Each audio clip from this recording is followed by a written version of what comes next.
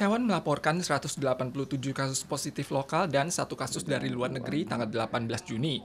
Kota New Taipei mencatat 76 kasus, Taipei 71 kasus, Miaoli 26 kasus, Taoyuan 6 kasus. Kasus kematian bertambah 21 kasus.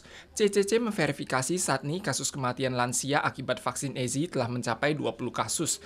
Paket kedua vaksin Moderna sebanyak 240.000 dosis akan tiba tanggal 18 sore. Kabupaten Miaoli melaporkan 31 kasus lokal tanggal 17, 30 diantaranya merupakan kasus PMA, mencakup 17 kasus King Yuan Electronics, 12 kasus Acton Technology, 1 kasus Fox Semicon, dan 1 kasus staf perusahaan kebersihan. Kasus positif masih terkonsentrasi pada PMA. Sejak tanggal 6 telah diisolasi di pusat karantina terpadu, tidak ada rekam jejak di tempat umum, resiko penularan komunitas juga berkurang. 皆无公共的活动史所以对社区还有工厂不会再产生任何的影响。 Hingga tanggal 17 ada total 521 kasus positif, 426 diantaranya merupakan kasus PMA. Kasus warga lokal mencapai 95 kasus. Hingga kini 31 perusahaan yang mempekerjakan lebih dari 50 PMA telah merampungkan rapid test.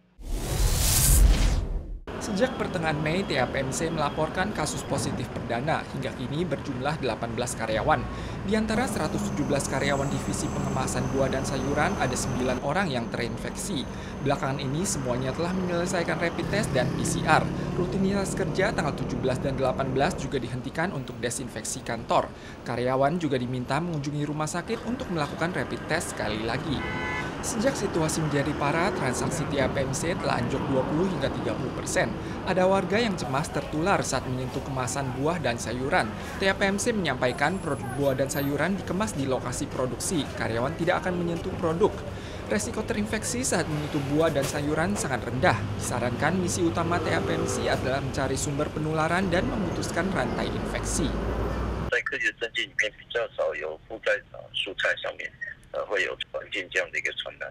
Divisi yang mengalami kontaminasi pada karyawannya memasokkan 200.000 hingga 300.000 paket sayur dan buah kepada PX Mart setiap hari.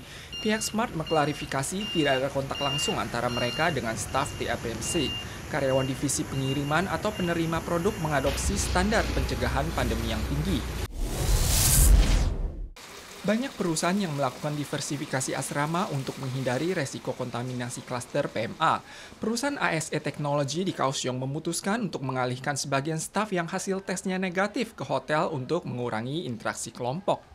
我们以前在宿舍，它本身就是一个防护网，所以我们的员工只要他到旅馆里面，他不外出，他还是在这个防护网里面。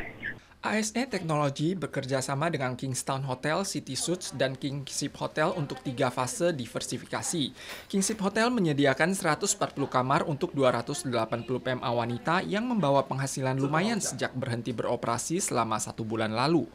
Biro Pengembangan Ekonomi dan Biro Pariwisata Kota Kaohsiung membantu intermediasi antara perusahaan dan hotel. Saat ini ada 23 hotel yang menyampaikan niat bekerja sama. Situasi pandemi berdampak terhadap pendapatan hotel. Kerjasama dengan perusahaan dinilai merupakan suatu bentuk kolaborasi win-win. Sejak pertengahan Mei, seluruh perguruan tinggi mengumumkan program pembelajaran jarak jauh hingga akhir semester. Ada siswa asing yang kembali ke tanah air, ada pula yang mempertimbangkan menetap di Taiwan. 毕竟印尼也是会更严重，所以想说在台湾。有很多人想来台湾都不能来，因为那个疫情方面的话，台湾虽然爆发了，还是比很多国家还没这么严重啦。 Kedua siswa ini merasa pandemi di Taiwan lebih parah dibandingkan tahun lalu, namun belum separah negara lainnya. Di kampung halaman masih ada yang ingin datang untuk sekolah di Taiwan. Sebagian sekolah juga melaporkan peningkatan jumlah aplikasi siswa asing pada bulan September. Kedatangan siswa asing seluruh perguruan tinggi diundur dari pertengahan Mei hingga 18 Juni. Apakah selanjutnya tetap diundur atau dibuka masih belum pasti.